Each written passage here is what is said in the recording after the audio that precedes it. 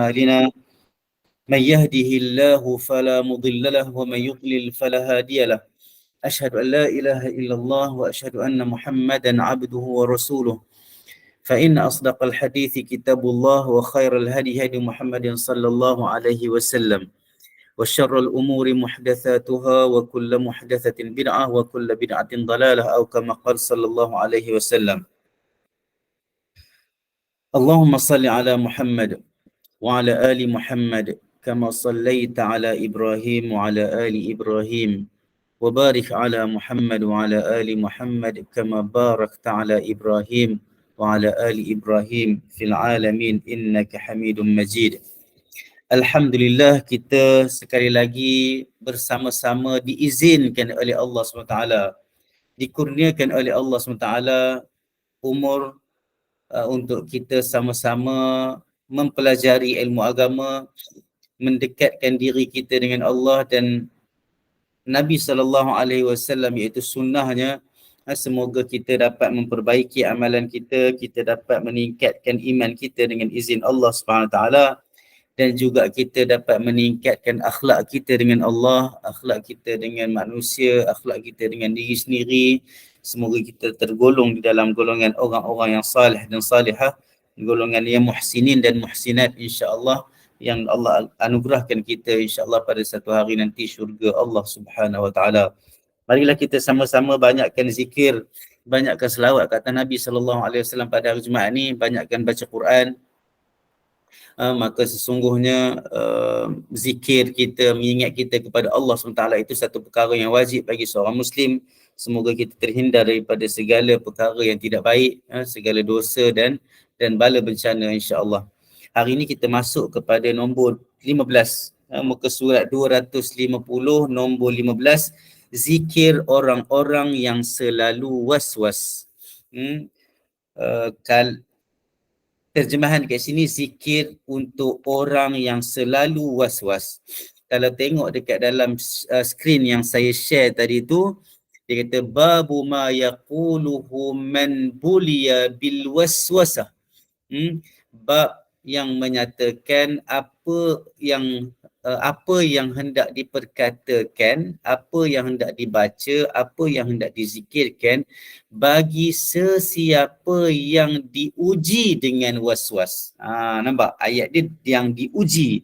Terjemahan dekat sini dia kata orang yang selalu was-was. Jadi ikutlah mana-mana yang kita nak rasa terjemahan yang sesuai. Tetapi kalau ikut perkataan asalnya dia kata man bulia. Bulia ni bukan bully bulia ni kalau siapa belajar bahasa Arab dia bina majhul. Makna dia diuji. Diuji. Ibtila, bala pun daripada perkataan yang sama juga. Balam ya, bala, ibtila, ujian, dugaan. Maka was-was ni satu benda yang tak ada siapa pun yang nak sebenarnya, tetapi saya pun antara orang yang saya rasa diuji jugalah dengan was-was ni, tapi sekarang ni agak kurang lah dalam keadaan yang dalam bab ibadat tu dia jadi kurang sikit lah. Dulu agak kuat. Tapi masih lagi kadang-kadang nak keluar rumah, tambah-tambah kalau kita nak balik lama, berjalan jauh, kadang-kadang sekali dua kali juga naik ke atas rumah. Kalau rumah setingkat, tak masuk dalam bilik, tengok switch sana tutup sini dan sebagainya. Cek pintu. Jadi harap-harapnya perkara itu dapat kita elakkan, dan sekurang-kurangnya pertama kali kita pusing dan round rumah itu hanyalah untuk memastikan bukan termasuk dalam was-was. Yang itu satu perkara yang kita perlu doa dan mohon daripada Allah SWT bagi kita keyakinan dan dihindarkan daripada penyakit was-was. Sebab was-was ni kalau dah masuk dalam bab ibadat lagi jadi teruk lah. Jadi lambat, nak start ibadat pun lambat. Diganggu dalam solat kita, diganggu dalam ibadat kita. Kita dah buat dah, lepas tu kita syak wasangka, sah ke tak, Allah terima ke tak, Allah terima ke tak, itu atas Allah Ta'ala. Itu sebab di antara syarat kita nak buat amalan adalah apa? Niat yang pertama tu, niat yang mula-mula tu kita buat tu dah settle dah. Kadang-kadang setan dia marilah tengah-tengah kita buat amalan, dia mari memang dia akan datang sebab dia tak pencin. maka kita teruskan solat. Janganlah bila kita ada gangguan was-was kita berhenti dan tinggalkan amalan baik itu. Itu lagi syaitan suka. Maka dia dah berjaya dengan was-was dia. Jadi kalau was-was, kalau kita rasa ada takabur dan riak di tengah-tengah tu, istighfar terus dan teruskan buat amalan. Ada rasa nak bagi, saya pernah sebut itu kan, kalau kita rasa nak bagi RM50, lepas tu tiba-tiba kita rasa macam ada riak, teruskan je bagi. Dan istighfar terus. Jangan bila ada rasa riak itu, oh tak boleh bagilah 50, bagi RM10 sebab ini je yang aku ikhlas. Itu kita dah berjaya dah mengurangkan amalan kita dah berjaya menjayakan kerja syaitan, dan kita juga dalam waktu yang sama kita kurang dapat memberi manfaat kepada orang lain. Orang yang menerima sedekah kita tak ikhlas pun orang tu tetap dapat manfaat. Doalah supaya kalau kita tak ikhlas pun orang lain dapat manfaat dan dapat pahala, dapat manfaat daripada apa yang kita buat, insya-Allah. Moga itu di antara benda-benda yang kita kena belajar supaya was-was tu hilang, diri kita yakin dan kita banyak berserah kepada Allah Taala. Allah SWT berfirman di dalam Al-Quran, A'udzubillahi minasyaitonirrajim. Wa imma yanzaghannaka minasyaitani nazghun fasta'iz billah innahu huwas samiul alim. Fussilat ayat 36. Dan jika syaitan mengganggumu, menghasutmu, jika ada terdapat daripada syaitan hasutan, waswas, bisikan, kat sini wa imma yanzaghannaka minasyaitan, dengan satu gangguan, dengan satu waswas, dengan satu hasutan, dengan satu gangguan, fasta'iz billah. Ayat Allah Ta'ala simple, fasta'iz billah. Maka minta perlindunganlah daripada Allah SWT. Terus akidahnya sharp, firm, tegas, fasta'iz billah. Habis cerita. Maka dengar, perhatikan betul-betul. Kalau ada gangguan, rasa benda tu tak okey, fasta'iz billah. Sebab benda yang tak okey datang dari syaitan. Benda yang menjedihkan kita biasanya datang daripada syaitan. Menyedihkan kita benda yang tidak sepatutnya lah. Kalau kita sedih dengan diri kita, tak buat ibadat, menyesal dengan diri kita sedih, itu tak apa. Tapi kalau sedih yang terlalu berlebihan juga, itu membuatkan kita sepatutnya kita terus istighfar, tapi kita tak buat, itu juga tak bagus. Jadi sedih okey, keluar air mata itu bagus, sebab nak menginsafi kehidupan kita, diri kita yang banyak buat dosa, insya-Allah. Moga Allah ampunkan kita. Fasta'iz billah, terus istighfar, terus minta perlindungan daripada Allah Ta'ala. Itu ayat yang paling senang untuk mudah kita faham. Innahu huwas samiul alim. Sesungguhnya Allah Subhanahu Ta'ala itu, dia itu maha mendengar dan maha mengetahui. Imam An-Nawawi rahimahullah dia kata apa? Fa ahsanu ma yuqalu ma addabana Allah Ta'ala bihi wa amarana biqaulihi. Maka sebaik-baik apa yang hendak diperkatakan dalam keadaan itu, keadaan kita was-was dan dihasut dan sebagainya, ini adalah apa? Apa yang Allah ajar kepada kita dari segi adab. Apa yang Allah suruh kita kata dari segi zikir dan doa. Itulah yang paling baik. Mohon maaf kalau ada doa itu, doa ini dan sebagainya. Kalau ianya tidak datang daripada Nabi SAW, maka ia tidak boleh dikatakan itu yang terbaik. Sebab apa yang terbaik adalah apa yang Allah suruh dalam Quran, apa yang Allah ajarkan kita dari segi adab. Allah ajar kita dari segi kata-kata. Lepas itu baru Nabi kata apa, Nabi ajar apa, yang tu dulu. Kecuali dalam keadaan kita tak tahu. Tapi kalau kita dah tahu, itulah susun aturnya. Kerangka amalan ibadah kita. Itu sebab orang Islam dia ada method. Orang Islam dia ada kaedah. Orang Islam ada kerangka amalan ibadat yang sepatutnya dia atur hidup dia mengikut hierarki dia, ranking dia. Itulah adab dan pengurusan diri yang Islam ajarkan kepada kita sehingga bab zikir ini. Okey. Jadi itu apa yang Imam Nawawi bagi caption kepada ayat Al-Quran ini sebagai mukaddimah kepada bab yang berkaitan dengan was-was, berkaitan dengan was-was. Kita pergi kepada riwayat yang disebut di dalam bab ini. Riwayat yang pertama, insya-Allah. Wa rawaina fi sahihai al-Bukhari wa Muslim an Abi Hurairah radhiyallahu anhu qala qala Rasulullah sallallahu alaihi wasallam ya'ti asyaitanu ahadakum fayaqulu man khalaqa kadha wa man khalaqa kadha man khalaqa kadha hatta yaqula man khalaqa rabbak fa idza balagha dhalika falyasta'idh billah wal yantahi. وفي رواية في الصحيح لا يزال الناس يتساءلون حتى يقال هذا خلق الله الخلق فمن خلق الله فمن وجد من ذلك شيئا فليقل آمنت بالله ورسله. Okey. Atau kama qala sallallahu alaihi wasallam, hadis ini tidak ada isu, hadis ini sahih, diriwayatkan di dalam Sahih Bukhari dan Muslim. Okey. Dalam kitab Da'awat, dalam kitab Muslim, dalam kitab Al-Iman, dan Imam Abu Daud juga meriwayatkan di dalam kitab Sunan dia, dalam bab sunnah, dalam kitab sunnah. Maka apa yang terdapat di dalam hadis ini daripada Abu Hurairah radhiyallahu anhu, dia berkata Rasulullah sallallahu alaihi wasallam bersabda, syaitan datang kepada salah seorang daripada kamu. Makna syaitan boleh datang kepada salah seorang daripada kamu. Syaitan boleh jadi datang. Ayat ini tidak mengatakan bahawa pasti syaitan akan datang kepada setiap orang daripada kamu. Tidak. Ayat kat sini kata syaitan mendatangi salah seorang di antara kamu sebab yang berkaitan dengan gangguan, yang berkaitan dengan was-was, yang berkaitan dengan ujian-ujian, gangguan syaitan ini bukan ujian syaitan secara umum.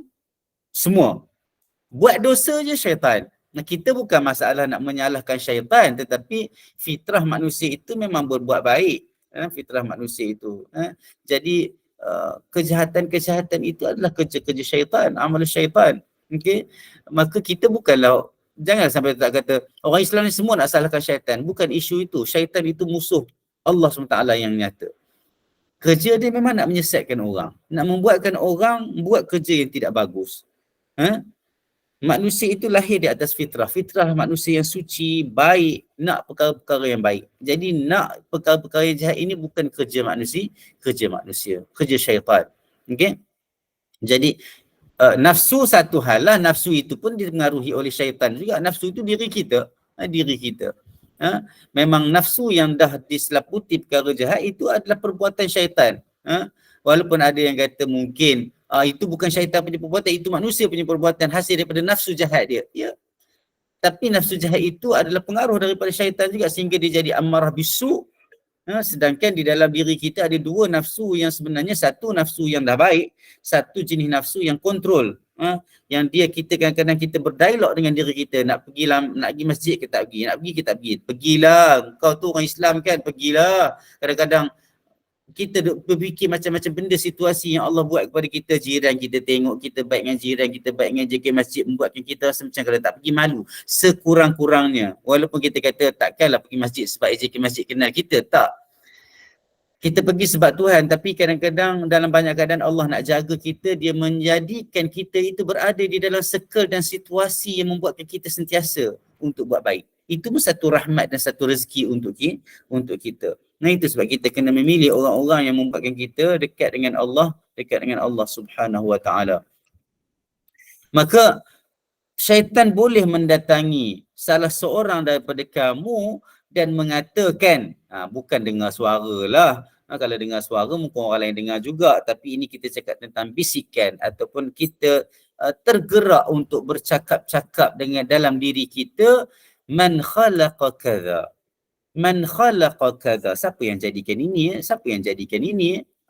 Jadikan ini ni dia bukan bermakna ciptakan. Itu berbeza. Kalau kita kata siapa yang buat telefon ni, confirm lah.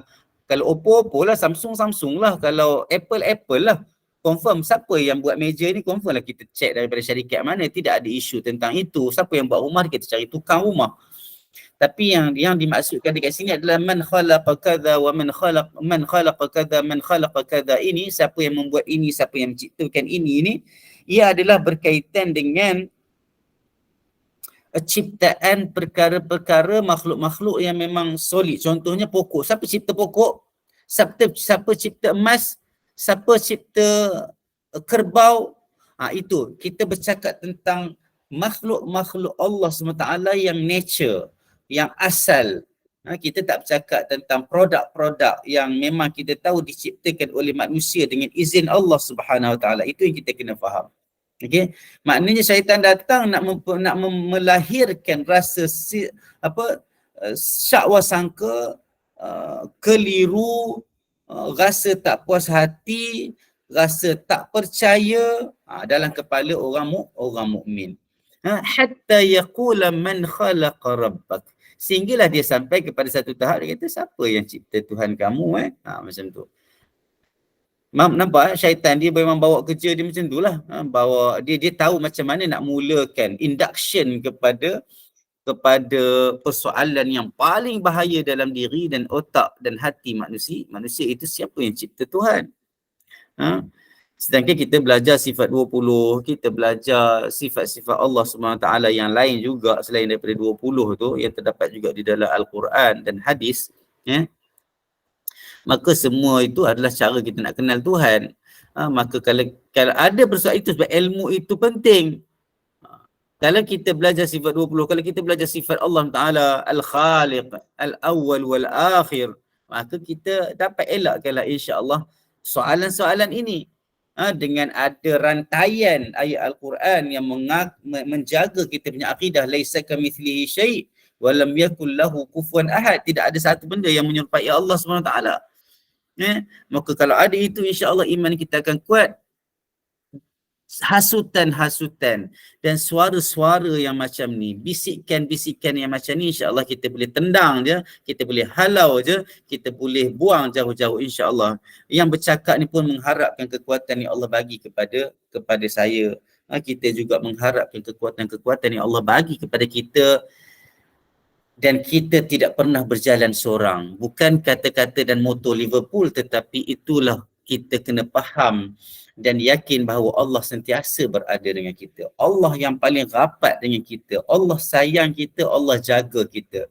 Kita tidak berjalan seorang-seorang. Kita ada Allah. Kalau kita tak ada siapa-siapa keliling kita, kita tak ada anak bini, kita tak ada anak isteri, kita tak ada saudara mara, sebatang kara. No, sebatang kara hanya pepatah Melayu dari segi makhluk. Tapi kita ada Allah.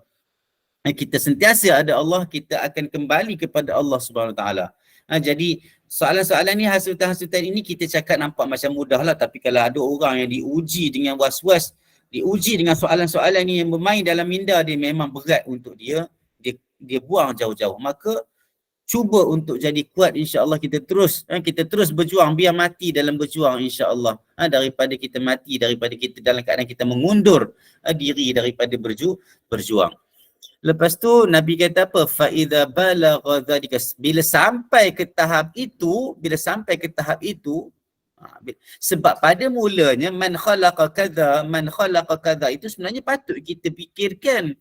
Sebab Allah sebut dalam Quran banyak ada ayat-ayat, afala tatafakkarun, afala yatadabbarun, fa'tabiru ya ulil absar, fa'tabiru ya ulil albab. Fikir.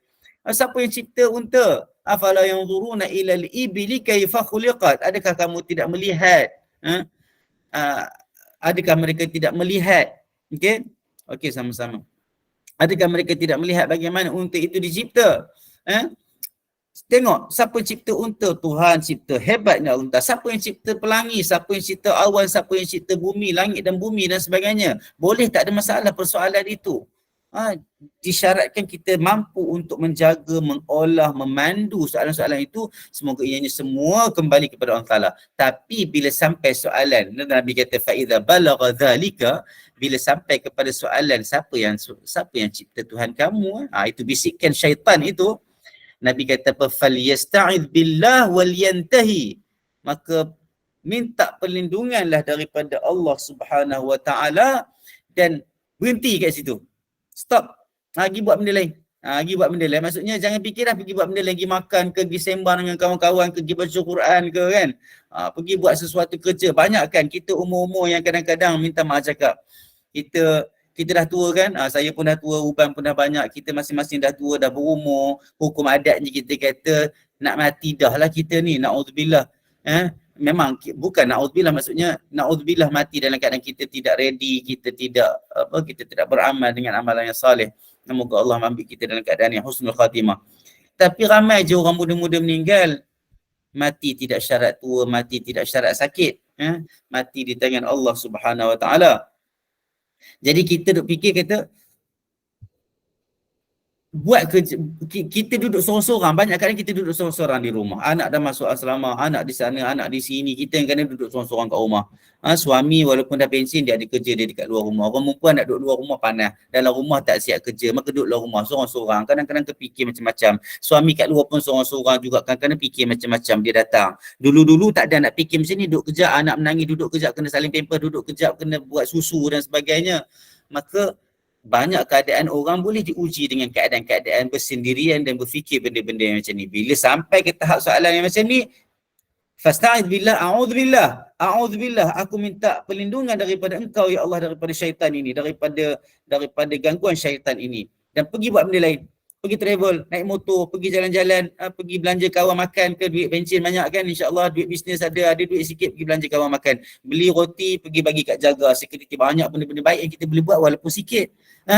Walaupun benda tu perkara yang kecil. Pergi susun kasut ke masjid, pergi cuci tandas dan sebagainya contohnya.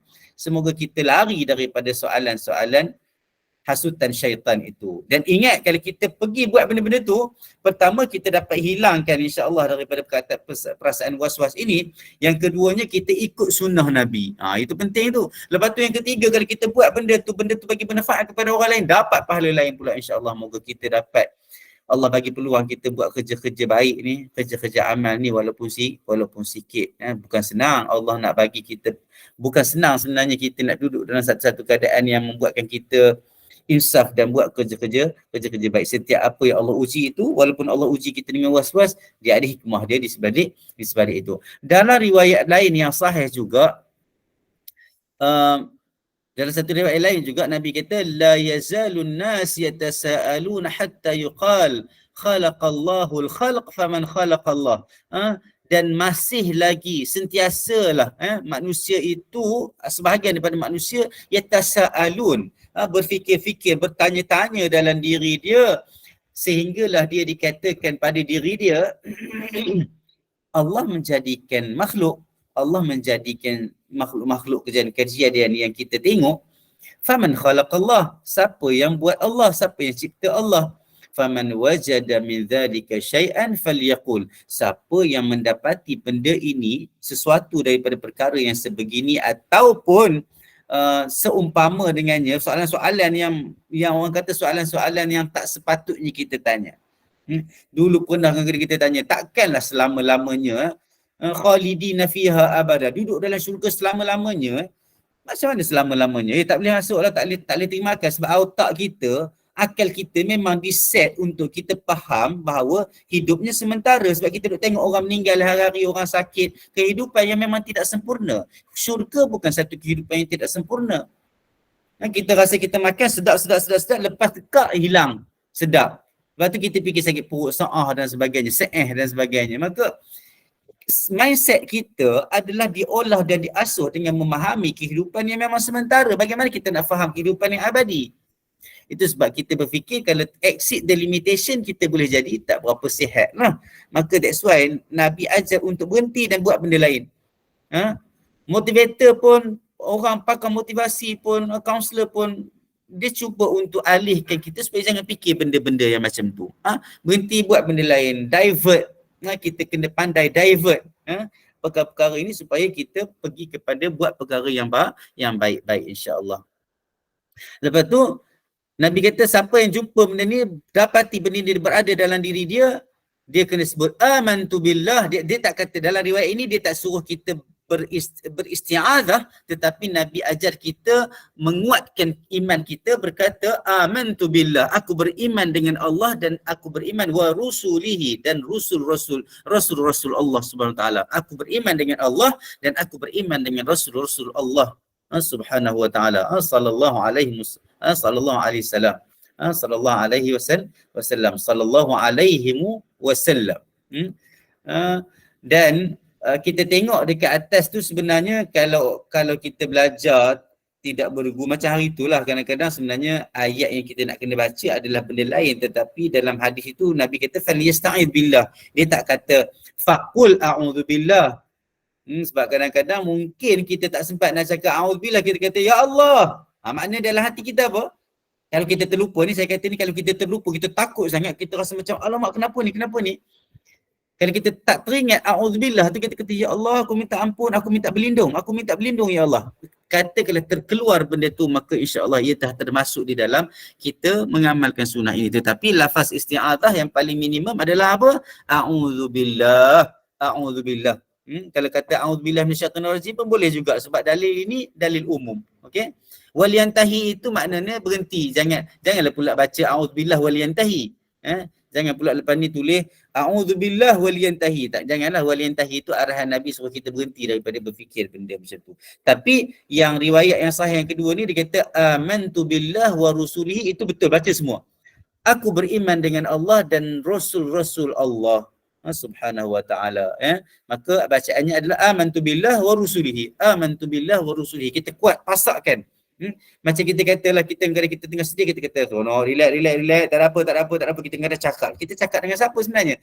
Takkan kita nak kata kita gila, orang lain pun tak boleh kata kita gila. Kadang-kadang kita berkomunikasi dengan diri kita. Amantu billah, aku beriman dengan Allah.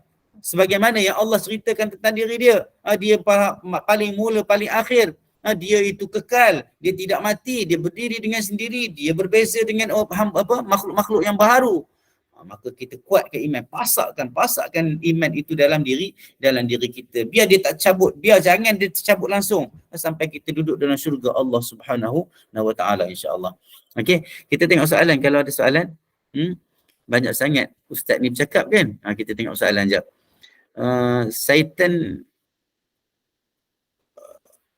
itu biasa, itu sebab ada kitab Talbis Iblis. Memang dia kalau kita tak boleh kat sini, dia pusing kat sini. Itu memang kerja dia lah. Dia memang pakar lah bab-bab tu. Dia pakar bab tu. Jangan hiraukan dia, sebab kita pun bijak juga. Allah ajar kita bijak. Allah ajar kita cerdik. Syaitan tak cerdik pun sebenarnya. Syaitan dia tipu daya. Syaitan itu tipu daya bentuknya. Dia bukan cerdik. Okey. Rosnani. Rosnani, ya boleh. Ustaz, kadang-kadang kan saya bila angkat semayang, dah basuh muka kan, aku ni dah basuh muka. Kemudian saya kena pergi ambil pula sekali lagi atau teruskan aja? Teruskan je lah. Yakin ke tak? Yakin teruskan je, jangan layan. Al-yaqin la yuzalu bisyak. Kaedah fiqh dah bagi tahu dah. Al-yaqin la yuzalu bisyak. Keyakinan itu tidak diganggu dengan perkara yang syak. Yang Puan Rosnani yakin adalah ambil air semayang ke tak? Kalau dah rasa yakin komplit, aku dah ambil air semayang. Contohnya kita dah basuh kaki. Betul tak?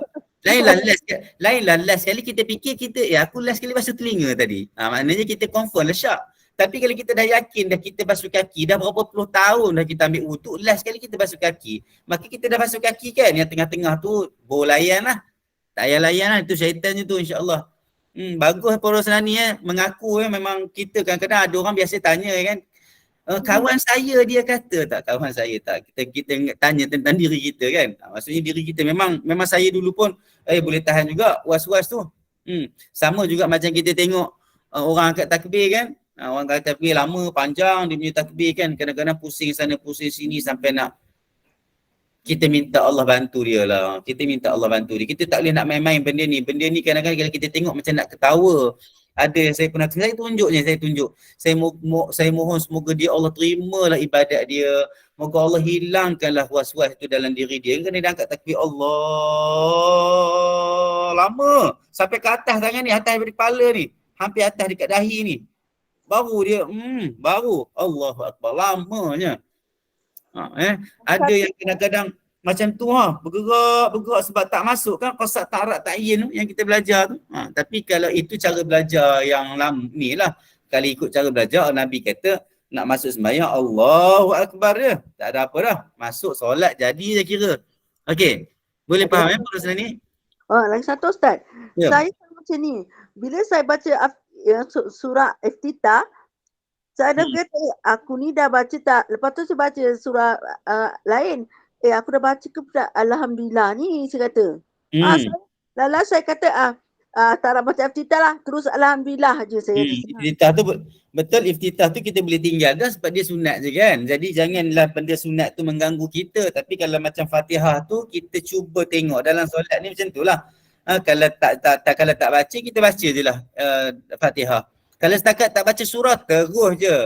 Tiba-tiba kita dah rokok kan. Rokok aku dah baca surah ke belum? Terus je. Kalau dah tak baca Fatihah pun yakin kat mana? Yakin kat mana? Kalau yakin baca Fatihah tu sebab kita kata tadi ada tak kita bila dalam solat ni kita kena faham ilmu. Kita ada baca sesuatu tak? Sebenarnya solat ni sebenarnya rutin bagi orang mukmin. Kecuali kita jarang solat. Kalau bukan saya kata ya Allah minta maaf bukan maksudnya was-was tu dia akan datang. Saya nak mengajar ni bagi tahu bahawa kita ni semua ni kita orang yang solat. Jadi syaitan datang tu sepatutnya kita boleh buang insya-Allah. Sebab apa? Kita bila kita solat je Allahu Akbar, baca iftitah, dia dah jadi macam rutin kita, makanan kita hari-hari. Jadi kita cuba buang benda tu dengan keadaan kita ingatlah satu benda, contohnya kita teringat kita waladhdallin contohnya kan, aku dah baca Fatihah dah tu, settle lah tu. Jarang orang baca Fatihah berhenti dekat iyyaka na'budu wa iyyaka nasta'in, lepas tu dia bismillahirrahmanirrahim qul huwallahu ahad. Betul tak? Jadi kita kena create dalam diri kita ni dengan diri kita ni punca-punca keyakinan supaya kita dapat buang benda-benda tu. Memang jadi puan maksudnya bila kita teringat kita tak baca Fatihah Saya kata jadi saya ada kena tak baca surah Al-Fatihah yang apa Allahu Akbar kariran tu saya tak baca. Seterus baca alhamdulillah. Tak apa, yang tu tak apa. Yang tu macam saya kata tadi benda tu benda sunat. Benda sunat tu jangan jadikan benda sunat tu mengganggu kita betul-betul. Tapi kalau Fatihah ni mungkin kita kena ambil pot sikit lah. Saya pun pernah jadi juga macam tu. Bukan nak kata memang betul. Benda pernah jadi juga. Kadang-kadang bila dah bukan yang tu saja. Saya sembahyang raya rasanya berapa kali dah saya tak angkat takbir walaupun benda tu sunat. Tapi nak ceritanya bila Allah uji, macam hari itulah tasbih kifarah pun lupa. Memang itu kerjanya lah kan puasa ni kan, maksudnya itu kerja dema, kerja syaitan. Maka kita cuba lepas ni kalau setakat doa iftitah kita let go je dulu sebab itu pun sunat. Tapi kalau Fatihah kita tengok kita ada teringat tak kita baca iyyaka na'budu wa iyyaka nasta'in contohnya kan waladhdallin. Kadang-kadang benda tu that's why kita baca apa-apa kita kena sir.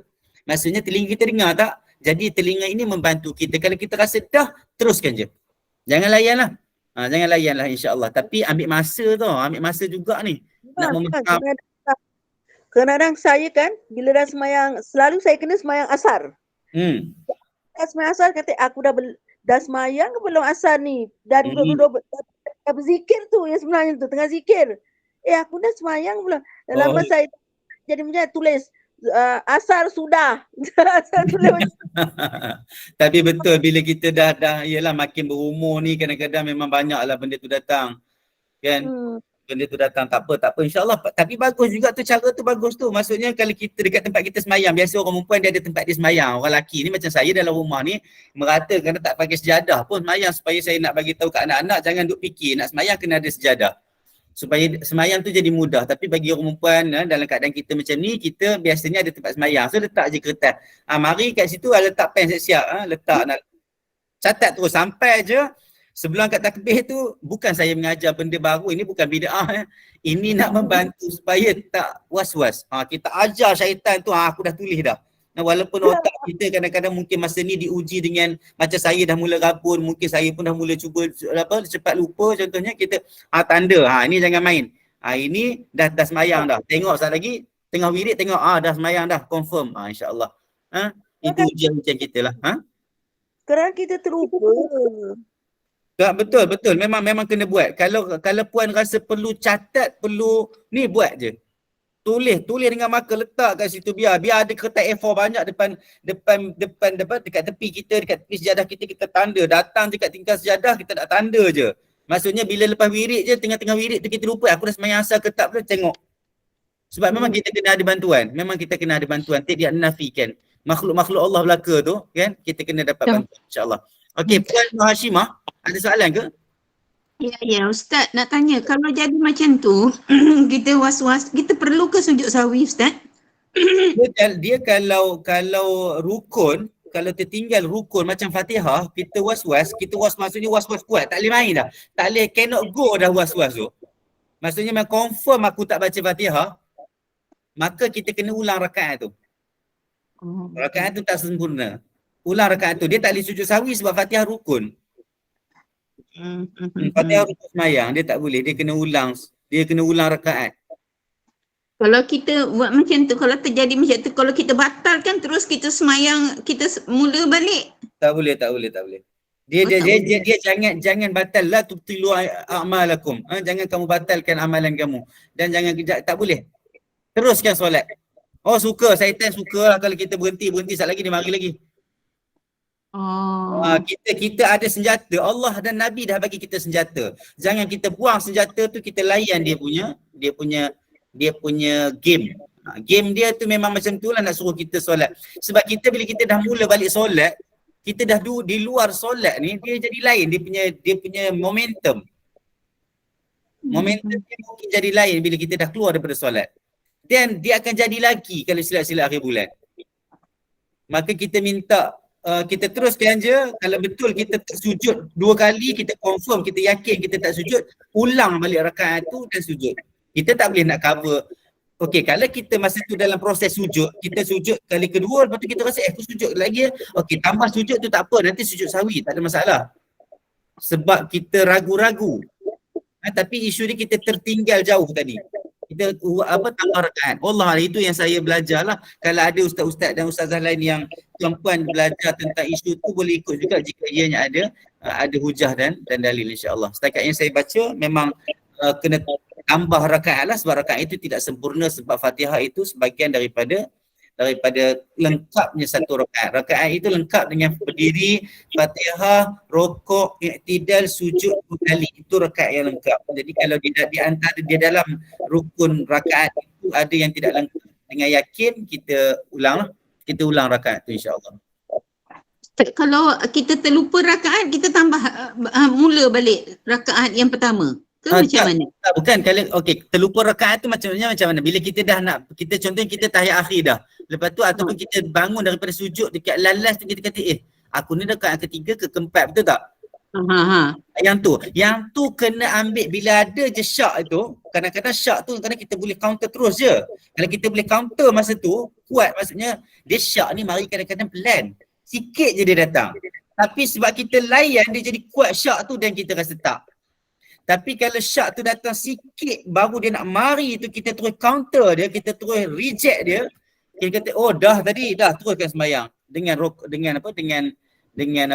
rakaat yang kita ada tu lah, yang kita berada padanya. Tapi kalau syak tu datang dalam keadaan betul, dia syak, dia datang ragu-ragu, tambah rakaat. Contohnya kalau kita kata 3 ke 4, ambil 4. Kalau kita kata 2 ke 3, ambil 3. Faham tak? Tambah je dan kita sujud sahwi nanti. Sujud sahwi ni, hukum sujud sahwi banyaklah pula. Kalau dalam mazhab lain ada yang bezakan, kalau tertambah, kalau lupa rukun, sujud sebelum bagi salam. Kalau terlebih rukun, sujud lepas salam. Ada yang sujud sahwi lepas salam. Ada bacaan sujud sahwi ni kata subhana rabbiyal a'la saja, bukan subhana man la yanamu wa la yashu, macam-macam lah. Itu sudah para ulama. Maka yang pentingnya, kalau kita syak dari segi rakaat, tambah satu lagi. Ambil yang paling banyak. Kalau kita sembahyang 4 rakaat pun kadang-kadang kita syak masa rakaat kedua. 2 ke 1, ambil 2. Ambil 1. Ambil yang paling kurang. Ambil 1. Kalau kita syak tu pada rakaat ketiga, kita kata 3 ke 2, ambil yang 2. Dan kita tambah. Jangan kita kurangkan. Bila syak jangan kurangkan. Ambil yang ambil, kita kena tambah. Okey? Boleh kejap? Okey. Sama-sama. Kita katalah rakaat pertama tu kita lupa baca Al-Fatihah. Kemudian kita teruskan rakaat pertama tu, kita teruskan naik kedua, jadikan rakaat pertama. Boleh Ustaz? Ya, betul. Maksudnya kita sedar kita tak baca Fatihah tu masa kita sujud. Contohnya. Betul tak? Jadi kita bangun ataupun masa kita rokok contohnya kan. Kita kalau rokok dia kejap, kalau dah rokok, yang ni yang saya confuse sikit ni, yang ada sedikit.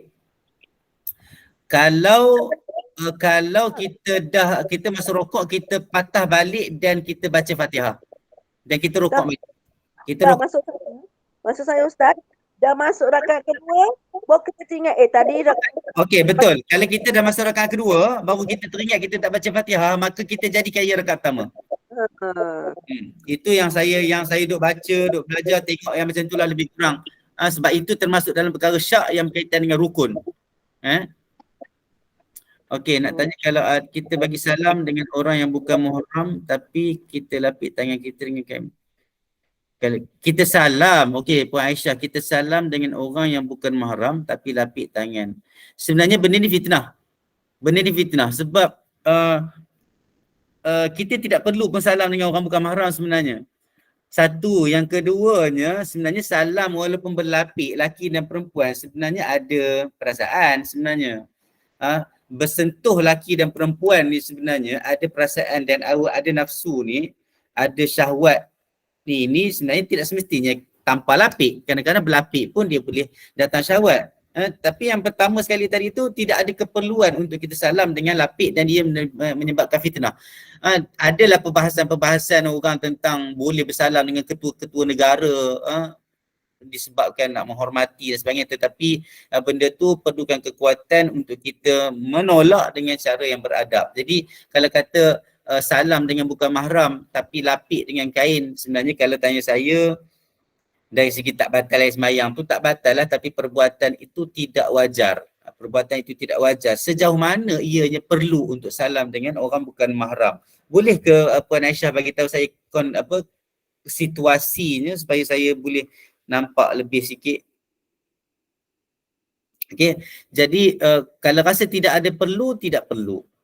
Tidak perlu bersalam walaupun berlapik. Sebab perbuatan itu menimbulkan fitnah. Sebab kadang-kadang kita bersalam dari jauh, orang tak nampak kita lapik ke tak. Kadang-kadang contohnya kita ni seorang perempuan salam dengan kita, orang dari jauh tahu.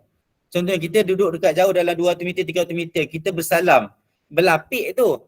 Tapi mungkin ada orang yang nampak. Kok kawan-kawan jemaah kita nampak pula.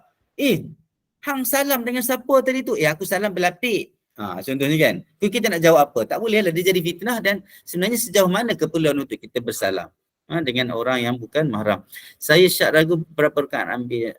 Ambil yang sedikit, betul Puan Fadil. Ambil yang sedikit dan nanti sujud sahwi insyaAllah. Puan Safiah ada soalan ke?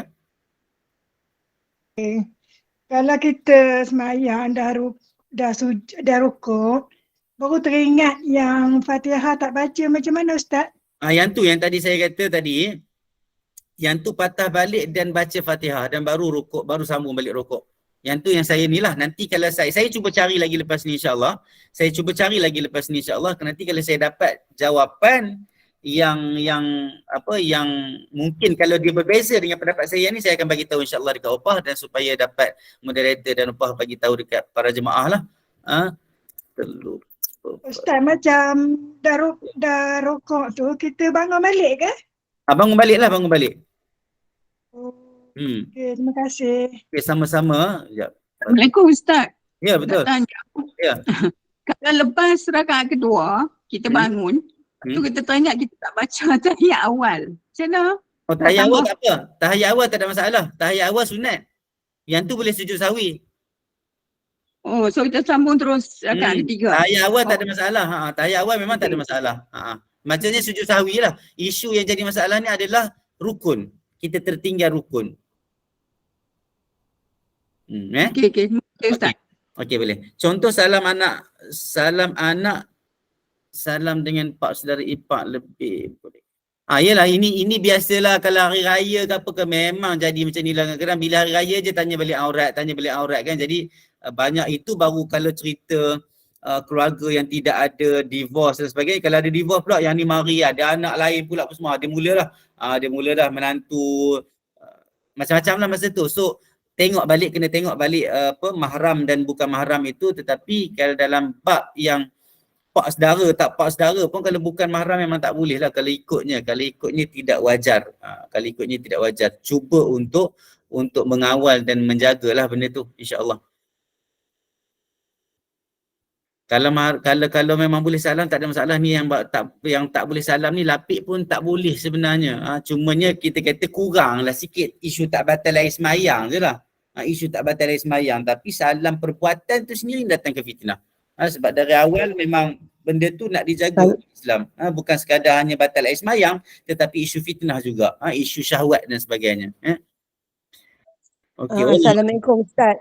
Adik ipar mak saya kira lelaki lah kan, tak boleh salam tak boleh. Adik ipar mak tak boleh. Adik ipar mak. Adik ipar kejap. Adik ipar mak tapi maksudnya bukan adik mak lah. Betul tak? Bukan adik betul. Bukan. Isteri atau suami adik mak kan tak boleh. Yang sakit ni memang tak rasa tak boleh. Yakin tak boleh. Memang tak boleh. Okay, terima kasih. Okay, InsyaAllah sama. Ustaz, kalau kita terlupa surah Fatihah, kita kena hafaz. Kita hazah orang pertama, kita kedua jadi betul. Ya betul. Akmal, betul. Maksudnya kalau kita terlupa, maksudnya masa kita sujud atau masa kita duduk rakaat pertama, rakaat kedua, lepas tu kita confuse tentang rakaat pertama tadi tu, jadikan je rakaat pertama. Rakaat kedua itu rakaat pertama insya-Allah.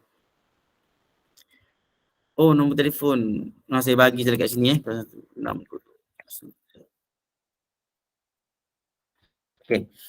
Okey, kita teruskan kita ada lebih kurang dalam 15 minit lagi, kita terus ke hadis yang memang expected sebenarnya. Hadis ini dia mendatangkan banyak soalan dan keraguan, bukan di kalangan orang-orang yang umum macam kita, tetapi orang-orang yang umur muda-muda pun jadi juga benda ni. Okey. Assalamualaikum Ustaz. Sebelum Ustaz mula hadis.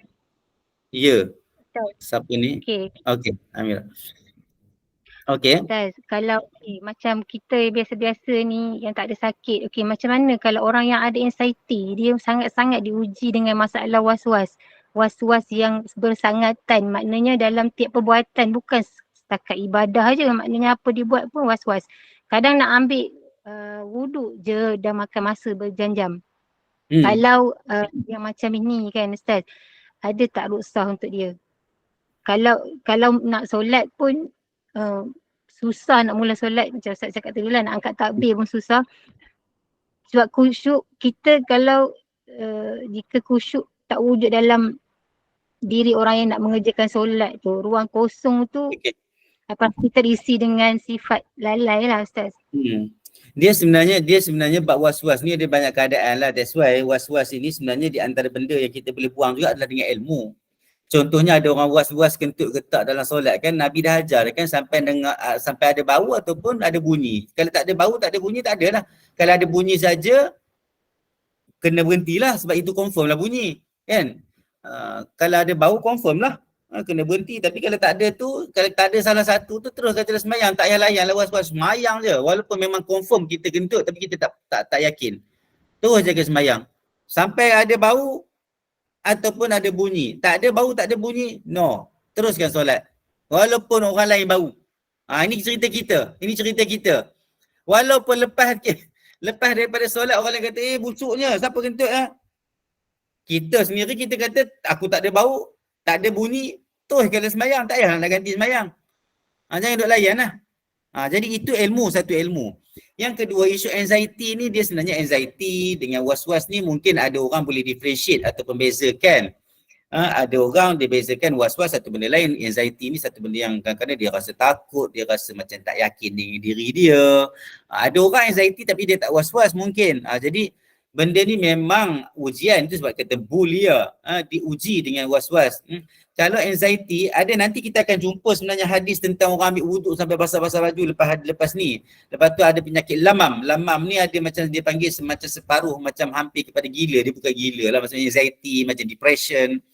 Kita tidak menganggap benda ni benda yang mudah sebenarnya bagi orang yang diuji. Dia benda tu berat. Tapi itulah, bila dia macam ni, kalau ada mari was-was tu, kita cuba jangan layan. Tawakal, itu sebab isu tawakal. Saya pun pernah juga diuji. Contohnya saya kata tadi kan, nak tutup switch lampu ketak, kadang tawakal je, bismillah tawakkaltu ala Allah, keluar dan terus pergi je. Harap tak ada apa-apa lah. Tak ada apa-apa. Dan kita duduk dalam rumah pun kita boleh tertinggal masak kuali, hangit dan sebagainya sampai merah. Saya pernah cerik sampai merah dia punya punggung cerik tu. Allah nak tengok kita, nak uji kita kan. Kita duduk dalam rumah pun kita boleh terlupa. Apatah lagi bila kita keluar rumah, maka tawakal dan penyerahan diri kita kepada Allah Ta'ala tu kita kena minta Allah kuatkan kita lah. Jadi isu bab tadi tu ambil air semayang sebagainya tu, macam saya kata tadi lah, kita ambil air semayang biasa dah jadi rutin juga. Dan bila kata ujung tu kita dah basuh kaki, confirm lah teruskan jelas semayang. Kita consider kata dah basuh lah kepala. Dah basuh lah telinga. Tak basuh telinga tak ada masalah, tak basuh kepala. Telinga sebab sunat. Okey. Jadi dalam benda-benda macam ni kita kena banyakkan lagi ilmu, kena banyakkan lagi, jangan layan. Kena lawan, memang kena lawan.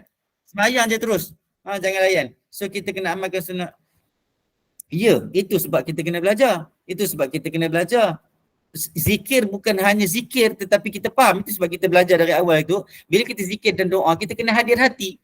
Jangan kata amantu billah wa bi rusulihi saja tapi tanpa kita rasa bahawa aku beriman dengan Allah. Maka bila kita sebut amantu billah wa bi rusulihi, maksudnya kita kena kata aku beriman dengan Allah. Yang duk mari-mari duk kacau-kacau ni syaitan. Adik-adik satu ibu bapa lain.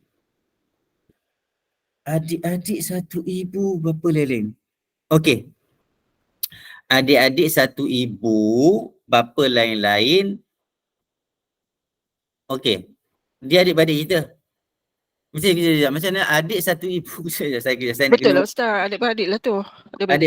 Kalau adik-beradik satu ibu, kita tak batal lain semayang. Tak ada masalah. Dia yang jadi batal lain semayang, contohnya macam suami ada anak lain, isteri dah ada anak lain, lepas tu kahwin. Jadi anak-anak ni dua-dua pihak ni kena jaga aurat. Tapi mereka tak perlu jaga aurat dengan anak-anak yang hasil daripada perkahwinan yang baru tu. Boleh Boleh, okey. Dah, kita pergi ke hadis yang seterusnya, boleh kan? Okey. Wa rawaina fi kitab Ibn Sunni an Aisyah radhiyallahu anha qalat qala Rasulullah sallallahu alaihi wasallam man wajada min hadzal waswasi falyaqul amanna billah wa bi rusulihi thalathan fa inna dhalika yadhhabu anhu. Kami meriwayatkan di dalam kitab Ibn Sunni daripada Aisyah radhiyallahu anha, dia berkata Rasulullah sallallahu alaihi wasallam bersabda, sesiapa yang mendapati seperti waswas ini falyaqul, maksudnya tak kira was-was kehasutan ke apa ke, maka dia kena berdoa dan dia kena baca. Dia kena baca doa ini, dia kena berzikir amanna billahi wa bi rusulihi. Tadi dia pakai sirah ataupun frasa aku seorang amantu billah, tetapi dekat sini amanna billah, kami beriman dengan Allah. Kadang-kadang kita sebut bila kata yaqul, maknanya kita kena kata kuat sikit bagi kita dengar. Jangan sampai mengganggu orang. Jangan sampai mengganggu orang. Kita kena kata, kita kena dengar dekat telinga kita. Jadi kalau kita kata amanna billah, syaitan pun, malaikat-malaikat, jin-jin yang berada di sekeliling kita pun amanna billah. Kita kena sedar bahawa di sekeliling kita ni ada makhluk-makhluk lain. Yang syaitan pun sebenarnya, yang jadikan syaitan pun Allah SWT juga dia kena faham. Dia kena sedar. Dia buat kerja ni dekat makhluk Allah Ta'ala yang beriman. Yang beriman. Kita kata amanna billah, kami beriman dengan Allah SWT. So sebenarnya bila kita baca doa yang berbentuk begini, kita kena garang. Saya lah wallahualam, dia tidak ada dalam sunnahnya begitu. Tapi bila tidak ada tegahan pada, sebab kita kadang-kadang kita berperang dengan diri kita sendiri. Kita nak memotivasikan diri kita sendiri, kita tak boleh amanna billah wa bi rusulihi. Tak, kita kena kuat. Kita kena kuat sungguh-sungguh. Kita kena halau. Macam kan Nabi, kan hadis yang sebelum ni kita dah baca dah, Nabi basata yadahu.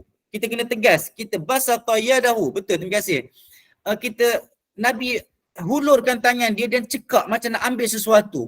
Makanya perbuatan Nabi itu firm. Perbuatan Nabi itu tegas. Dia bukan main-main, dia bukan lambai-lambai, tak.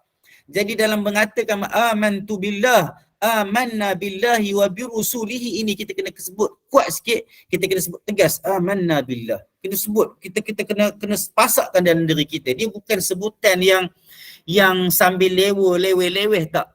Ini bercakap tentang kita berperang. Orang lain berperang dengan pedang, dengan senapan. Kita berperang sampai basah-basah baju. Kita berperang sampai ulang semayang banyak kali. Ini satu benda yang memang memberi kemenangan kepada syaitan. Kita tak nak syaitan menang. Kita ni sedang berperang. Setiap masa kita berperang. Falyaqul amanna billahi wa bi rusulihi. Kami beriman dengan Allah wa bi rusulihi, dan rasul-rasul Allah. Salatan. Zikirnya sampai wa bi rusulihi saja. Zikirnya amanna billahi wa bi rusulihi. Itu. Baca berapa kali? 3 kali. Dalam hadis ni dia suruh baca 3 kali. Yang tadi tak sebut tentang baca berapa kali. Tapi kalau hadis tadi kita nak baca amantu billahi wa bi rusulihi 3 kali pun tidak ada masalah juga, sebab gabungan di antara dua hadis ini.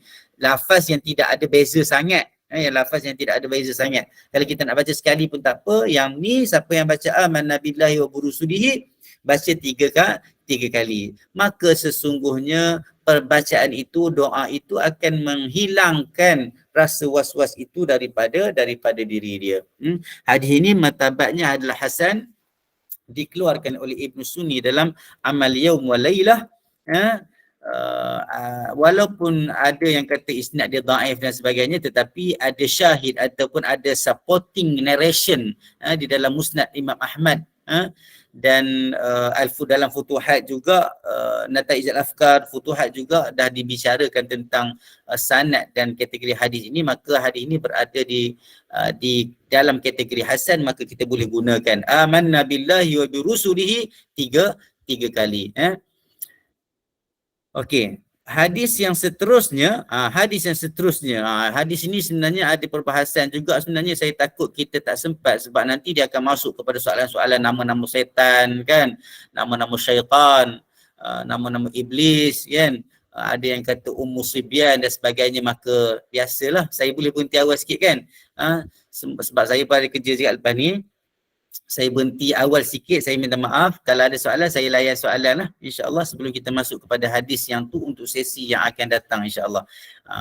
Ini khinzab ni nama syaitan, nama salah satu syaitan. Ada riwayat lain kata walhan. Nanti kita tengok. Yang lain daripada tu tak berapa kuat lah, insyaAllah. Boleh saya kena berhenti awal juga hari ni sebab ada kerja. Saya minta maaf kepada moderator dan Spark. Nanti jumpa lagi insyaAllah dalam sesi yang akan datang. Aqul qawli hadha wa astaghfirullah li wa lakum wa lisailil muslimin wal muslimat. Rabbana atina fid dunya hasanah wa fil akhirati hasanah wa qina adzabannar. Wa sallallahu ala sayyidina Muhammad wa ala alihi wasallam. Subhana rabbika rabbil izzati amma yasifun. Wassalamun alal mursalin walhamdulillahi rabbil alamin. Assalamualaikum Ustaz. Bila kita berada di klinik kesihatan, kita baca Al-Fatihah. Okey, untuk apa kita baca Fatihah dan ayat kursi? Tu je nak tanya. Apa i'tiqad kita? Sebab bila kita berbuat satu ibadat, kita ada i'tiqad. Kalau ianya hanya sekadar zikir, tidak ada masalah.